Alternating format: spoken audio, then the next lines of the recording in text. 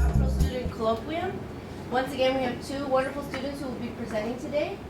Our moderator for today is Dr. Mary Jo Gardena. She's the chair of TLC and also the program director of MLT. So I'm going to turn over to Mary Jo to begin Colloquium. First of all, I'd like to, I'm live.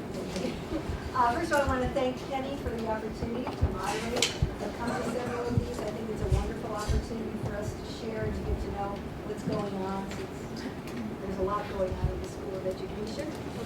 So our format today will be with two presenters. I will introduce them to you, and they will have 20 minutes to do their presentation. And then I'll cut them off. No, not real strictly, but we will try to keep them to 20 minutes and then allow 10 minutes for questions afterwards. Okay, is that agreeable to everyone? Okay. All right, so we shall begin. Our first presenter today is Anthony, right? Anthony. Okay, Anthony Matranga. Did I say it correctly? Anthony Matranga is a research assistant working for the NSF-granted Compass grant. His research interests are understanding the nature of teachers' participation in online community-based professional development.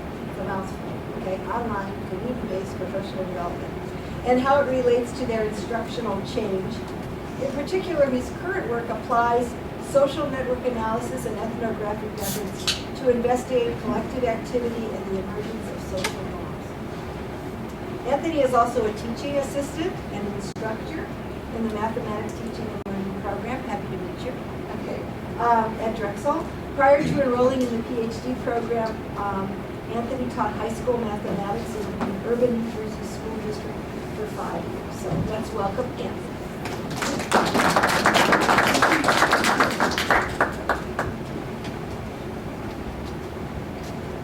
Is there up?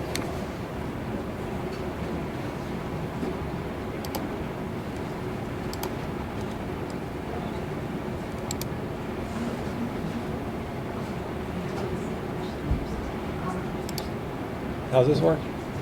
Just press F5. Oh, thanks. Cool. Okay, thanks for coming. So today I'm here to talk to you about my work as part of the Encompass project, documenting the emergence of an online community of mathematics teachers. And specifically, I'll focus on the design of the study, and then at the end I'll just introduce some of our sort of emerging results. So to situate the study, sort of 3 strands of research. The first, so the idea that teacher communities are important to support teachers in confronting the challenge of improving their practice. Some of the benefits of teacher communities include sort of the networks of support that it provides them on a daily basis, as well as opportunities for sort of collective reflection on the challenges and issues that arise in their daily instruction. One of the issues with teacher communities or school-based teacher communities is the fact that a lot of times sort of productive instructional practices that have been related to enhanced student achievement typically are in conflict with those that are acceptable in teachers' local school districts. So it's sort of the idea that the local district doesn't provide a sort of nurturing environment for the development of productive instructional practices. So in the field of mathematics, sort of these research-based instructional practices that have been shown to or have been linked to enhanced student achievement include practices that are sort of student-centered, use cognitively demanded tasks, orchestrate student-student mathematical discussions, as well as use sort of alternative forms of assessment. So linking this back to community, researchers are beginning to explore alternative contexts to support the emergence of community, one of those being online spaces.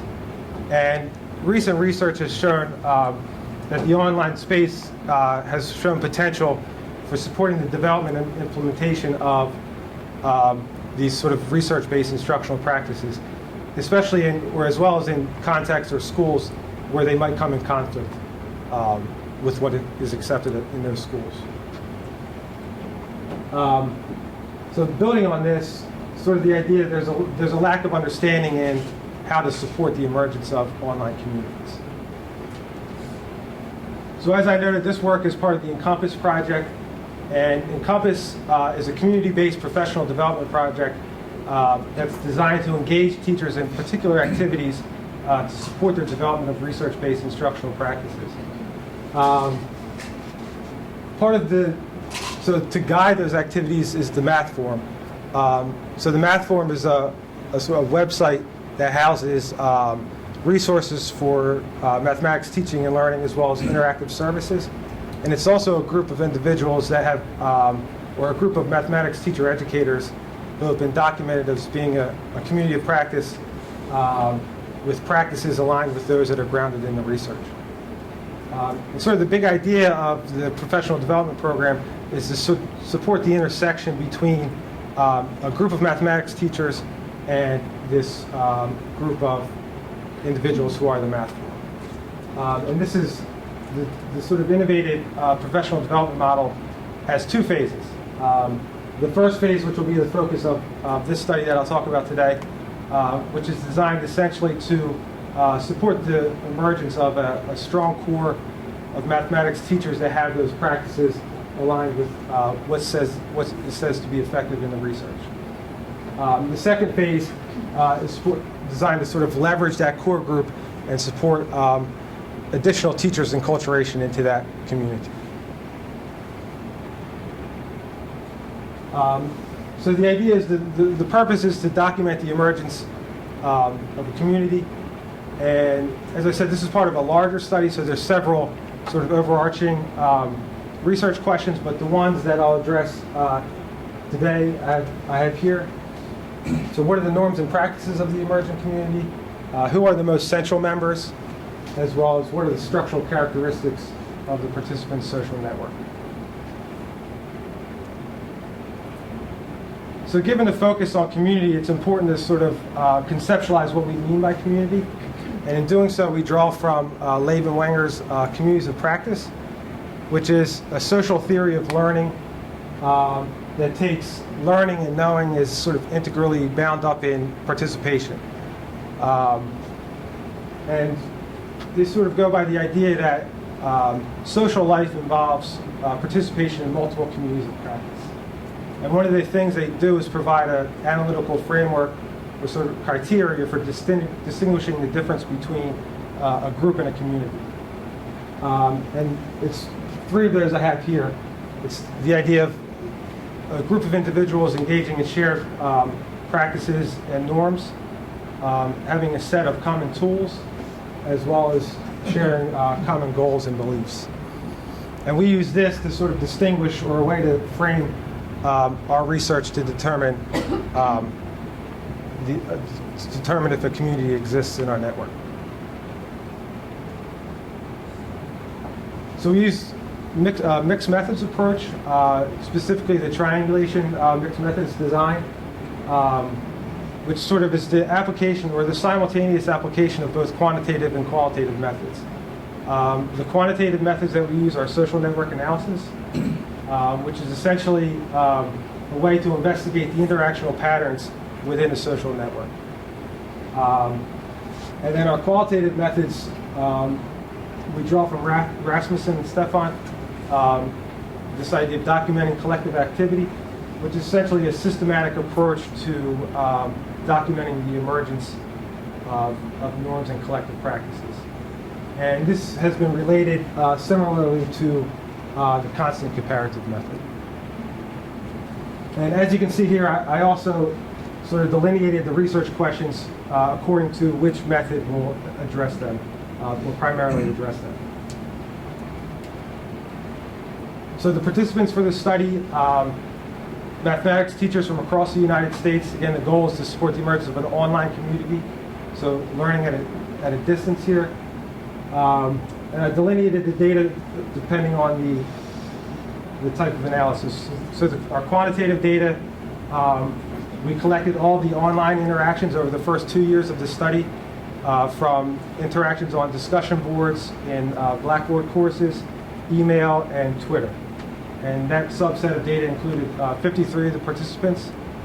And then the qualitative data came from the first summer workshop, which was sort of the commencing event for the Encompass project, where the teachers came together here at Drexel and worked on analyzing student work and other activities. And that included 24 participants. So some of our emerging results. This is the social network map that came from the social network analysis. And what you see is essentially the squares are the nodes or individuals as part of the network, and the edges are the connections that were made in those different online media that I talked about. The size of the node is a way to show how active the individuals are in the network. And essentially this tells us a couple things. First of all, it allows us to define the boundary of the community. So it essentially tells us who is participating and to what extent. And that helps us think about, or at least realize who is involved. But it also lets us see sort of structural features of the network. And one of those, and I forgot to say that along with this is sort of, statistical results that or numerical indexes that give us a little bit of this information as well. It allows us to see a core periphery structure emerging. And what that means is essentially, this is a single network where there's individuals participating in a single group at a more or lesser extent.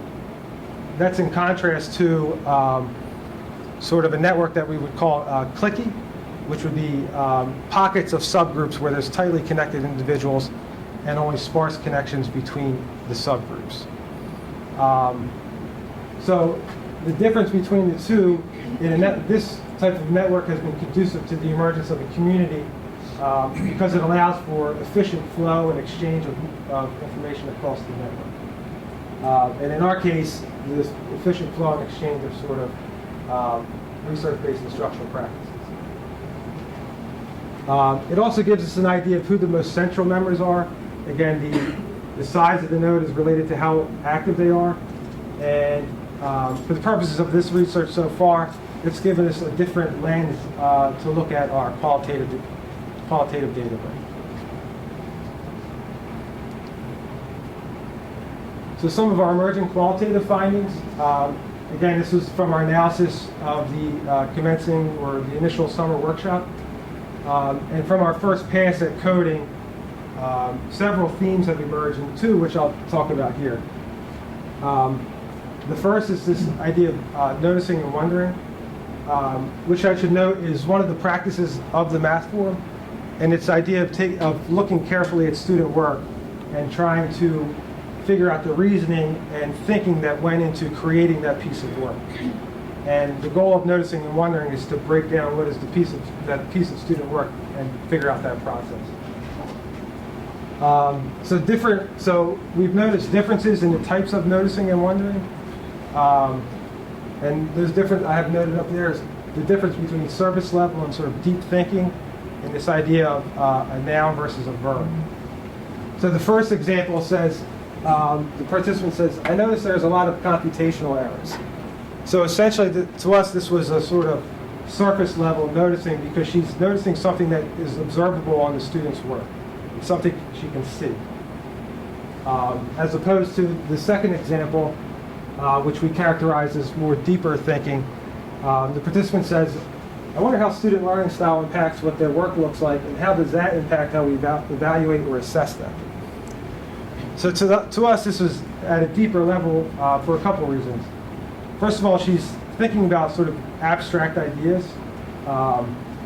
Student learning style isn't something you can see exactly. And also, she's looking at the relationship between different things.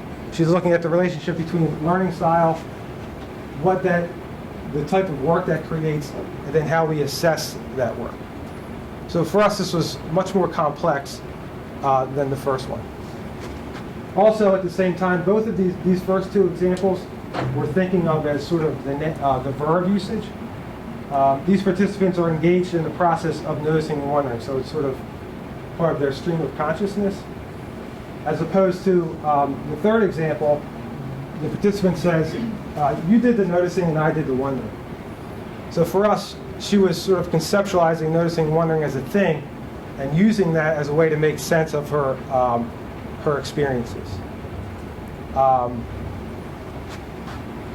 So again, this is sort of just emerging results. We don't have any clear-cut claims or conclusions from this, but this is just some of the themes that are emerging so far.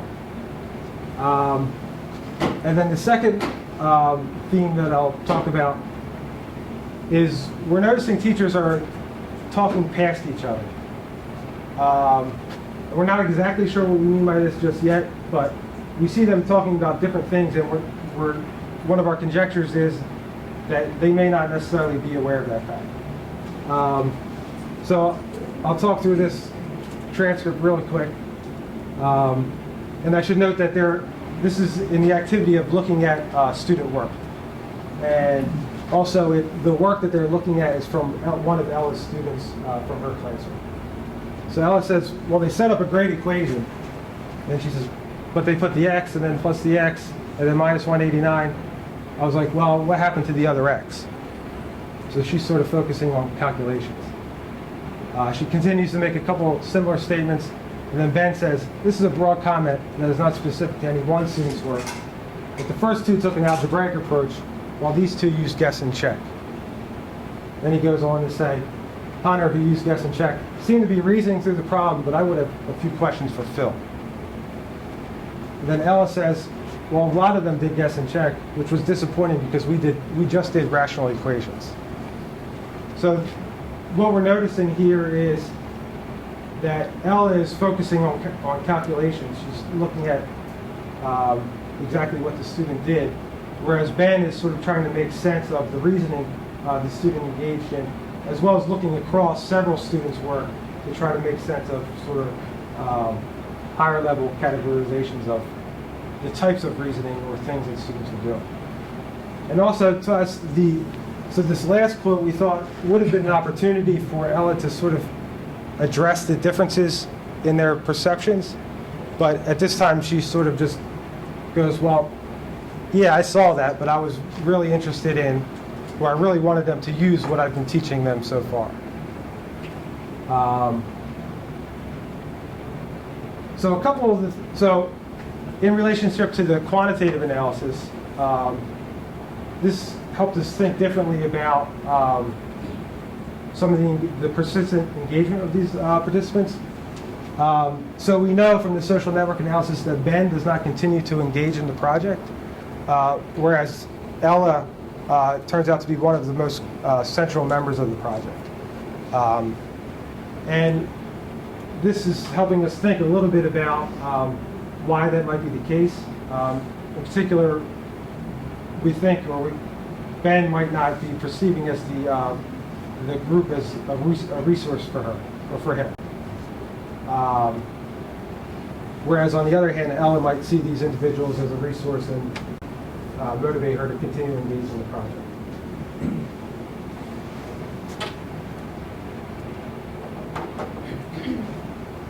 So as I said, this is still in progress, so we don't have any clear-cut conclusions. But it's in the process of, the process of documenting community. So we're looking at engagement through interactional patterns, but we're also trying to figure out what those norms and practices are, or what norms and practices emerge within the community, as well as to sort of align that with norms and practices that are at the math board. And just to highlight, I think I highlighted this, a couple things about the interplay between the quantitative and the qualitative analysis.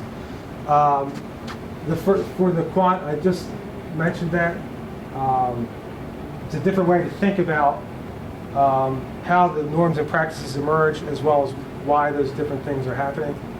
But also the other way around, in terms of using qualitative findings to inform quantitative analysis, what we're thinking is, for example, using some of those characterizations from the noticing and wondering, we can use those as sort of attributes for the individuals and base our connections on whether or not they have used those same types of noticing and wondering. And that can give us another different way to look at our data.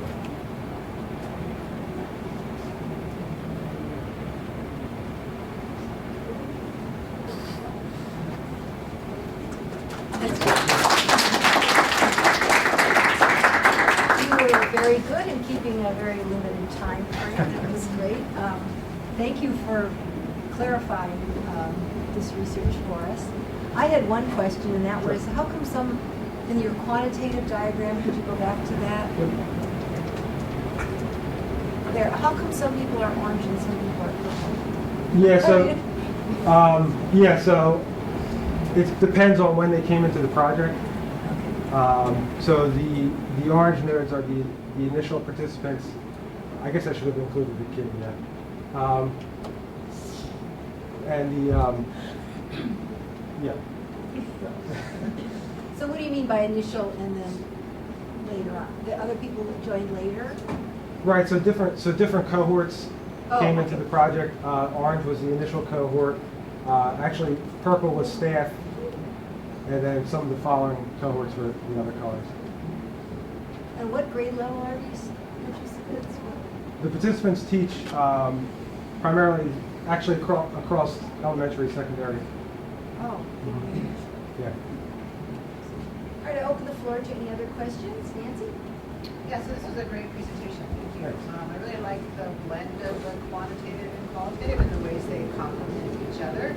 So I think there's lots of implications your work could have, and I wondered, even though I know you're not done with your analysis, if you have ideas about which stakeholder groups or literature you hope to have implications for, because you could kind of go a bunch of different directions, I think, because there's actually lots of rich things coming forward. So. Yeah. So in terms of the literature, for me, I think documenting the emergence of an online community can be a way to, it's sort of a learning trajectory. And that can be used by other researchers in the field or professional developers to provide similar conditions so they can potentially have similar results. Yes, Don. When you were talking earlier about the different subject size groups, you had like 53, I think, in the quantitative and 20-something in the qualitative. Was that a subset of the 53, or was that two different groups? I'll take that. Yeah, so that was a subset. The 24 was a subset. They were all included in 53. Yes. Thank you, Mr. Monchagra, for your presentation. I have a couple of questions about confounding variables in your study, specifically generational gaps. Were your participants, were your nodes roughly the same age, or can generational gaps attribute to some of the surface level identification versus the deeper level, and also how are generational gaps affecting the use of technology? Yeah. So age is on our mind in our qualitative analysis. Primarily, that's playing out in the group dynamics. I'm not sure if I have a specific example, but we see some of the participants taking on sort of I don't know if parenting role is the right word, but certain instances where there could be learning like occurring, we see participants saying, "Well, yeah, that won't work," or something, or "Yeah, I've done that before, and that might not be the best way to approach that." I'm not sure if that answers your question, but Yeah. Yeah. Thank you. Yes, Jonah? Yeah, I was wondering about, you said 2013 you got your qual data. Are you gonna get any other qual data more recent? yeah. So this is, I guess it's sort of a longitudinal analysis. So this is the beginning of our qualitative analysis for the most part. So we're starting there, and we plan on, depending on how the results play out from this phase, will depend where we go next. But this is just the beginning of the qualitative. Yes. Did you notice any emerging norms and practices as far as the assessment is concerned? I mean, you mentioned something about alternative assessment, which was very easy. Yeah. So part of the project is sort of the collective design of a software that's designed to enhance enhance assessment practices. And so that's part of it. But we have seen a little bit of talk about focusing on feedback versus grading.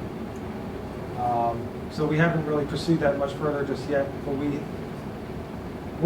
one of our conjectures is that to change your approach to assessment, you initially have to begin focusing on feedback as opposed to grading.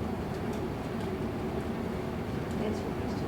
Are there any other questions? Yes, Seth. Hey, Anthony, it's a great job. And I may have heard this before when we were like in class together, but I'm just kind of blanking on it. But I'm curious about recruitment in terms of your sample, because when I think of the emergence of a community, I can't help but think about motivations to join a community and how one's motivation, whether extrinsic or intrinsic, might impact the structure, like the structural properties of your community.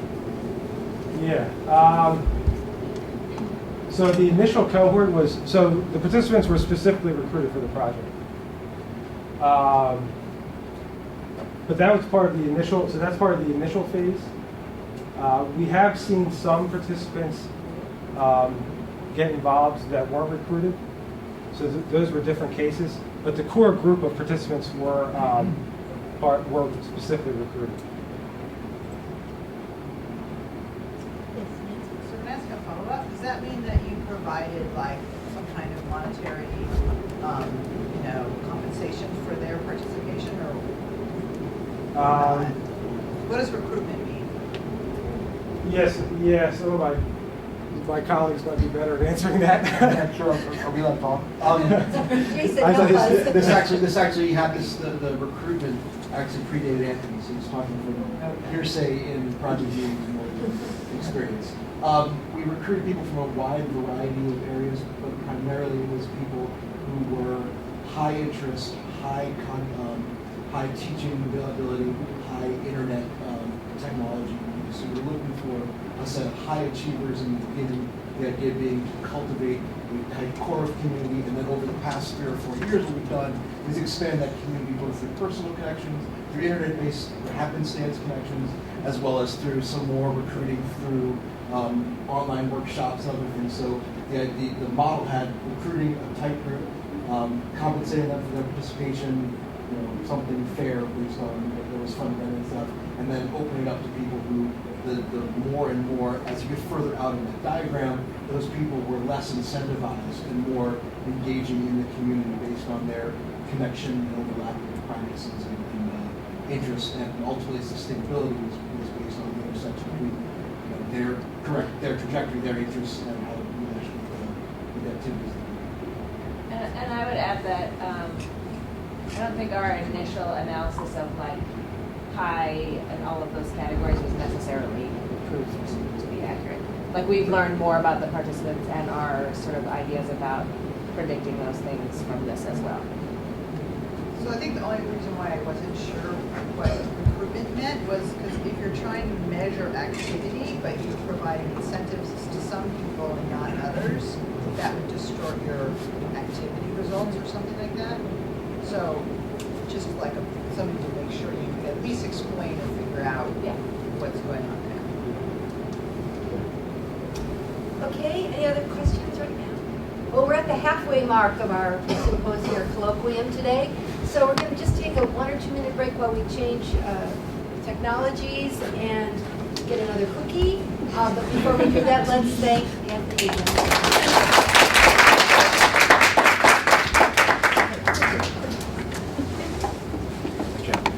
Back to work.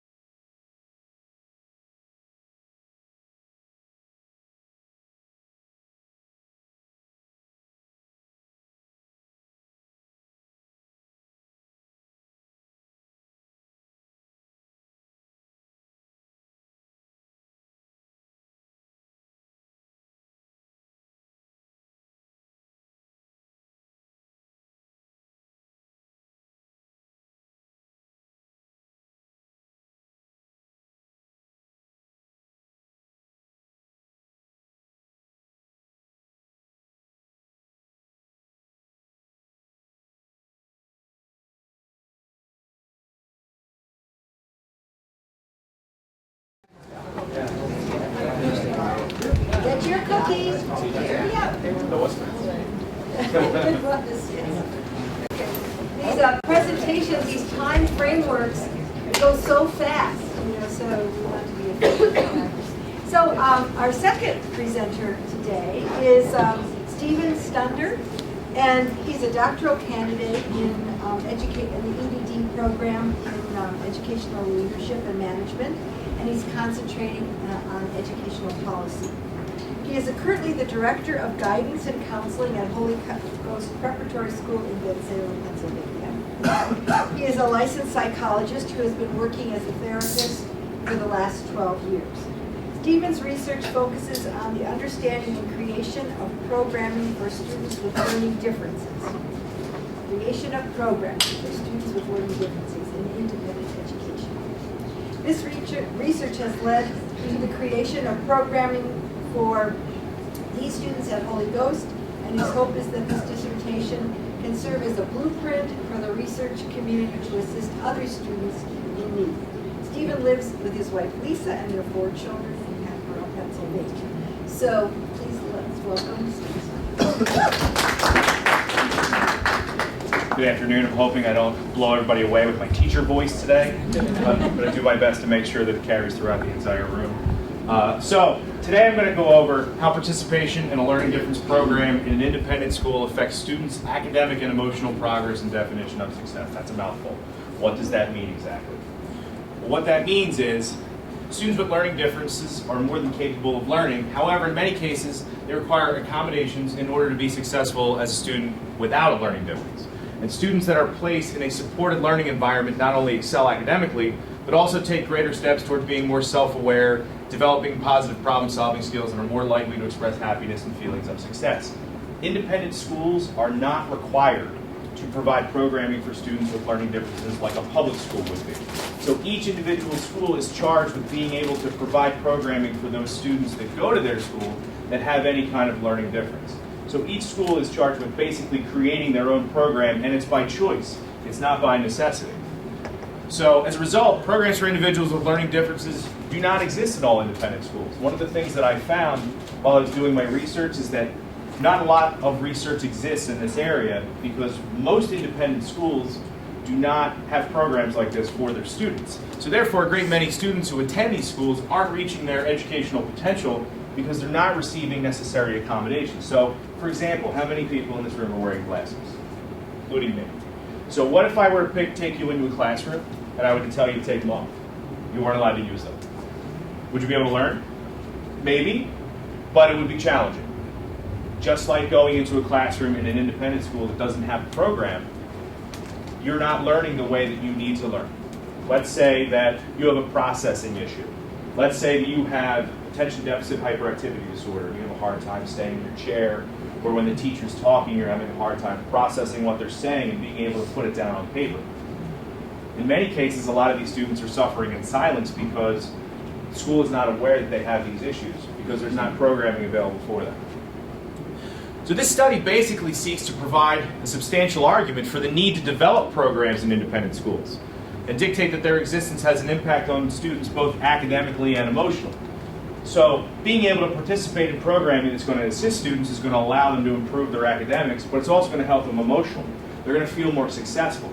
They're going to feel as though that they can achieve just like the student sitting next to them who's not dealing with that learning difference. And this study is a narrative.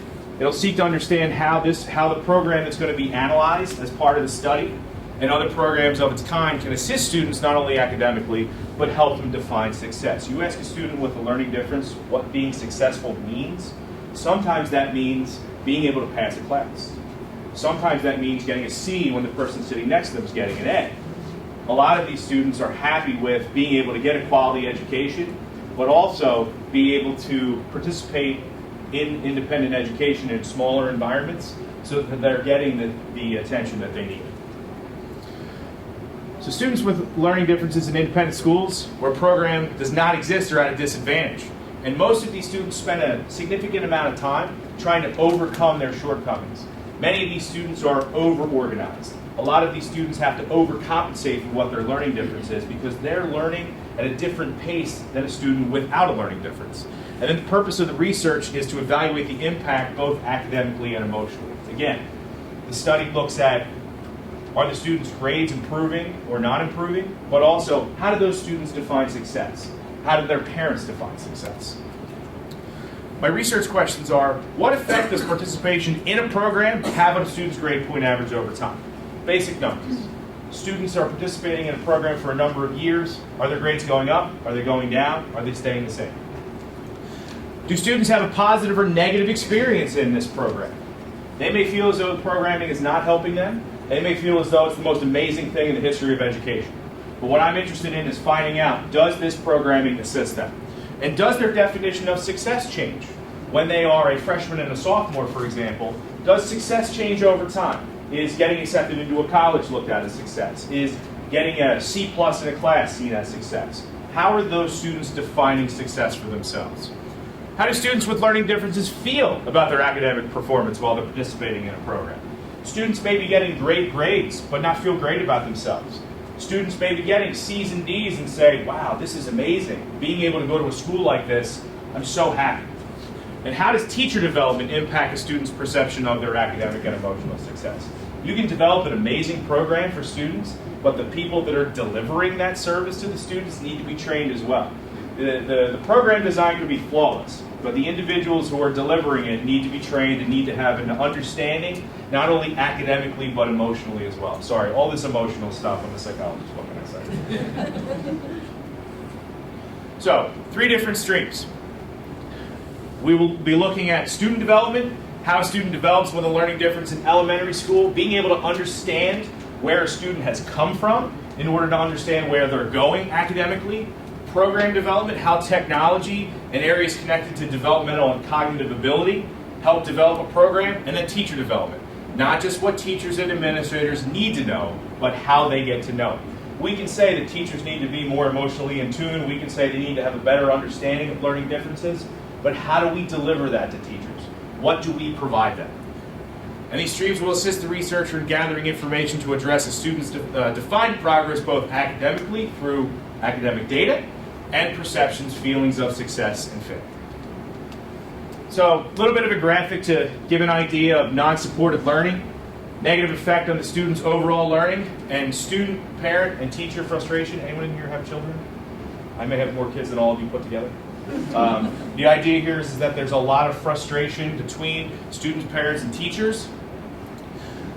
Being in a learning difference program, finding positive purpose in what the student is learning, understanding one's feelings towards their learning difference. Students may feel a certain kind of way about the fact that they have trouble processing information, and it can be very, very frustrating for that student. And then student self-esteem and overall positive well-being from feeling supported. I noticed a typo in there, sorry.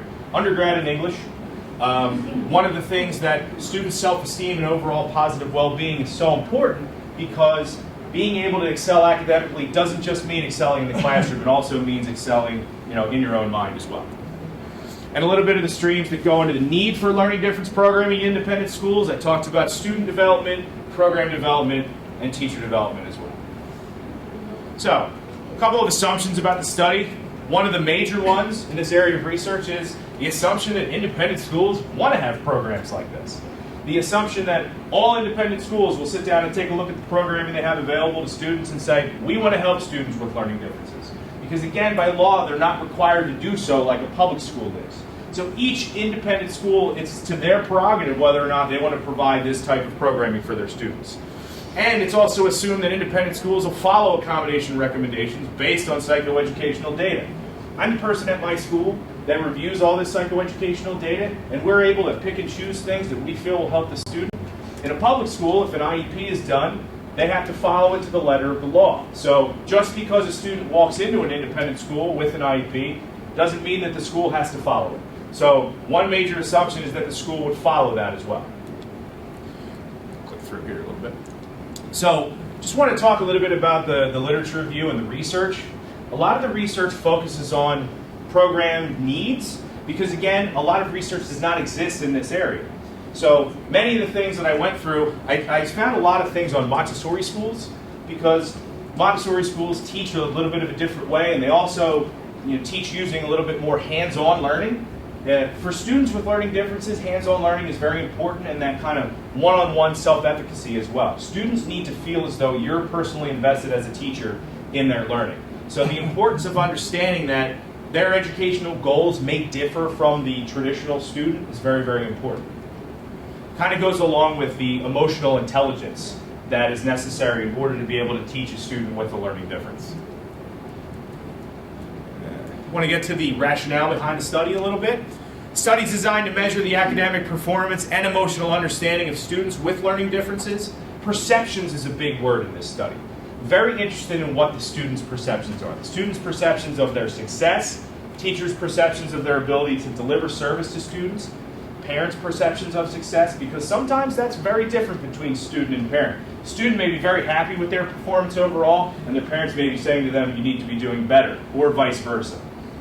I feel as though any sort of outcome in this study is going to be helpful to the research community, because if I interview a bunch of students and they all say, this program is fantastic, what can we take out of this program and put in others?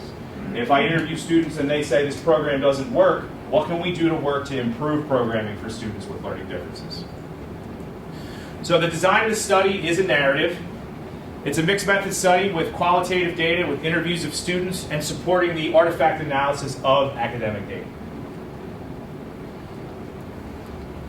The site that I'm looking to use is a small independent school. You don't have to read all that, it's tiny. The site that I'm looking to use is a small independent school, grades 9 through 12. The idea is to be able to speak with students about their experience in the Learning Difference program. The program that I'm looking to choose is pretty young, and a lot of the people that were part of the design of the program are still with the school, so being able to sit down and talk to the people that designed this program is going to be essential to be able to understand what was their thinking when they put together the programming. What were the things that they thought were important? Because for me, part of what I want to do with this is not only provide the research community with the opportunity to learn about how to teach students with learning differences, but also how to design a program moving forward. The big word for me is blueprint. I want this to be able to be the blueprint for other schools that want to put these kinds of things together. The sample for this study is somewhat out of convenience. It is a convenience sample. I have access to these students through knowing some of the people that work at the school and being able to work with some of them. Part of what I'm trying to do also is highlight the work that this program is doing so that it can provide the assistance to other students like the ones that they're assisting. Data collection, being able to review academic data from the previous year because I'm looking to see how things change over the course of time. 2 interview sessions with not only the students but the Learning Difference Program coordinator, and being able to kind of pull it all together to be able to see how perceptions changed over time. I want to try to get into the school with kind of the flow of the academic year, because right after January, the semester starts to begin. Students get into a little bit of a flow. I'm interested to see how that changes as the weather starts to get nicer. Some of them are getting ready to make decisions about college and things of that nature. Does their perception change over time of their success in this program? And does their parents' perceptions change as well? These are some of the areas in which I'm looking to ask some questions of the students. What is their initial definition of success? How do the students feel about their performance overall? If the student's happy with their academic performance, do they feel participating in the program helps them, and do they feel supported by faculty members? The idea here, again, is to develop a distinction between their academic work and their definition of success.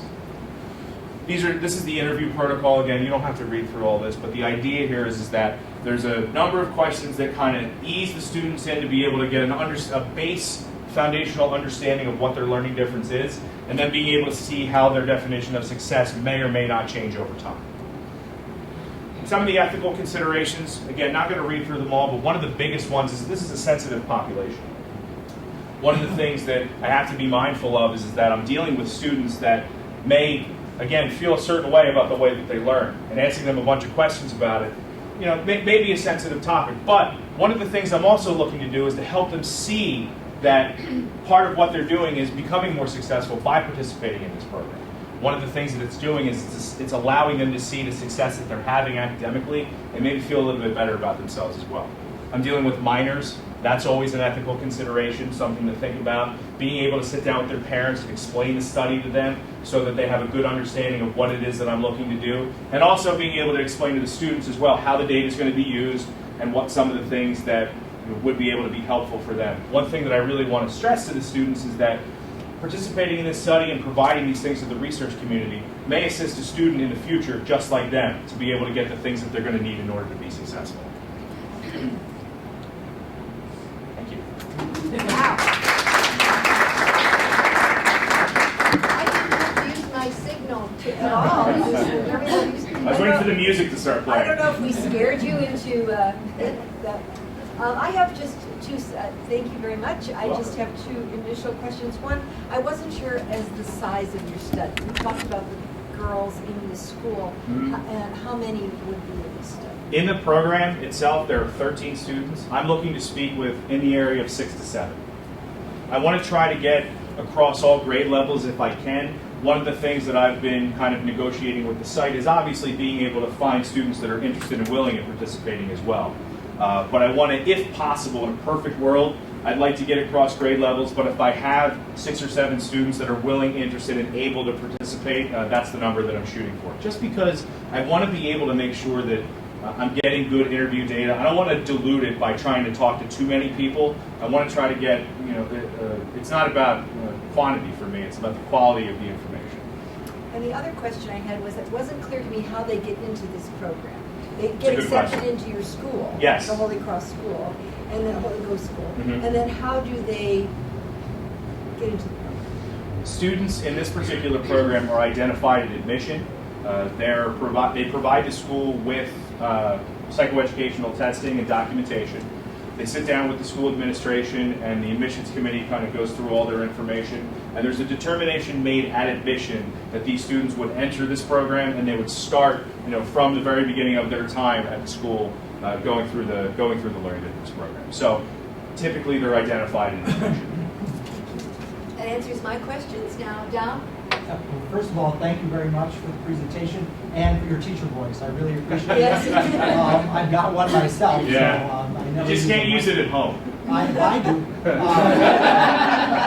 Could you go back to your research questions? Can you find Sure. those? Let's see, they are. We're getting there. There we go. Okay, good. Just take an example, research question number 1. What effect does participation in learning difference program have on a student's grade point average over time? How will you determine what the effect is? And then I'm going to go on. I have another Sure. question that follows. Well, obviously at the very beginning, it's just raw data. It's numbers. Taking a look at the students in the study and what their grade point average is. One of the later slides in the data analysis talked about looking at the previous year's academic data and then looking at the current year's academic data to see if anything has changed.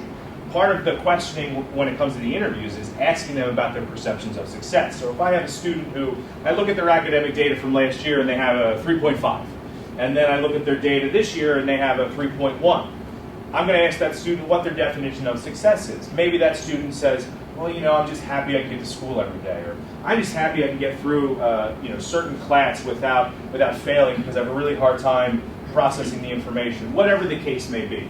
So I feel like it's being able to look at those two things together and link them is going to help me see what the changes are over time, whereas if I looked at them separately, I just looked at the student, let's say, who has a 4.0, and I might assume, wow, that student's really successful. They must think that they're great. Emotionally, they must be thrilled. And I sit down with that student, they may say, yeah, I'm 4.0, but yeah, I have a really, really hard time getting through classes. I'm dyslexic. I have a hard time reading. I have a processing issue. I really have to overcompensate. So a lot of my interest is being able to link not just the academic data, but also the perception that the student has as well. Okay, so what I really want to get to then is, to me, going forward, you have to be, I think, very precise in the language you use when you're writing research, because research is a very precise process, and the language one uses really impacts everything. It impacts the kind of analysis you'll use. It impacts everything. So I was expecting, as I heard you talk about your research questions, that this was a quantitative study. Right. Because you're talking about effect, you're talking about differences, you're talking about impact. All of those things really imply quantitative analysis. So I think what you're doing is great, and you don't have to change anything you're doing, but what I would do is change your language in terms of your research questions. For example, you're really not asking what is the effect of how participation in learning has on student grade point average, but students who participate in a learning difference program describe the grade point average trajectory over time. So it's really more descriptive than anything else. And I think that there's lots of times in here when you talk about effect or you talk about differences when you really mean description. And I think that would confuse me as a reader, for example. Did my chair put you up to asking this question? No. I don't know, who's your chair? Dr. Gould. Oh, no, he wouldn't ask me. Okay. Anyway, that's just a suggestion as you go forward in this process. I appreciate that. These research questions, this is draft number 25, 26, it feels like, of these particular questions. This started as a phenomenological study, and Dr. Gould and I had sat down and really thought about what the crux of the study was going to be. And we had kind of decided that the students' experiences were going to tell the story of this study, so that the narrative was a better way to go because we really wanted the rich data to be the interview data, to be what the students are telling us about their experience in this program. I won't disagree with you that sometimes the language has to change, and again, he and I have been kind of interchanging things, and sometimes I get bleary-eyed because I look at one version of my questions and others, but I do appreciate that input because I think it's very consistent with some of the things that Dr. Gould and I have been talking about as well. So thank you. I also thought this was a great talk, so thank you very much. And I was going to actually say something kind of similar, Okay. which is that questions 2 and 3 can be answered with a really rich narrative, which I hear you saying you want to be doing narrative descriptive kind of responses. Like, do students have a positive or negative experience? You know, basically I think that's, even though that's a yes, no question, you mean what kind of an experience do they have? And that's a rich narrative. And does their definition of success change? What does that look like? So questions 2 and 3 I think are pretty good the way they are because they can be answered with narrative. I think the wording in 1 and 4 needs to switch because number 1 implies a causal relationship. And you really almost never, if always never, can make a causal claim with qualitative data. Okay, it's even difficult to make a causal claim with quantitative data. So you can never say this is due to this, is what I'm saying, Right. with qualitative data. But you can say a lot of rich stuff about here's what they said about their what's going on in their GPA. Here's what they said about their learning program. That's a lot of rich narrative description. It's really powerful. And the same one, number 4 there, how does X impact a student's perception of teacher's development? You can never answer that with qualitative data. So I think you have like rich areas, and it's just a little bit of the tweaking of the questions so that the questions are a clean match to these narratives that you were talking about. I appreciate that. Thank you. Yes. I have a question about your sampling. You have all-female sample. Yes. What are your thoughts on possible gender biases and or transferability to schools that are either mixed gender or all male? One thing I found in researching independent schools is that it's a lot of same-sex. There are some co-ed schools, but majority of independent schools are same-sex schools. In a perfect world, I think that being able to look at both male and female subjects would be best. I think that when I started this, it was very big, and as I'm sure many of you know, as you go through your dissertation process, it just gets smaller and smaller, and then your chair starts saying to you, you're not going to change the world with this, just get it done for the love of God. I think that a big piece of this is it kind of started bigger, and then as time went on, it started to chip away. I was going to do more than one school, and then Dr. Gould looked at me and was like, you realize how big that is, you realize how long that would take. And that's something that we kind of started to flesh out a little bit. I would love to do more with this. Part of me feels like, let me finish this dissertation and then maybe do a continuation in another school, maybe my own. At the time that this started, this programming did not exist at the school that I'm at. Now it's going to exist next year. So, there's the possibility there to be able to, have some more, research possibility with all this. Yes? You said that most open schools don't have a difference. Yes. So I'm wondering what your study could offer to sort of like the public school system that deals with different populations and advisors. Right.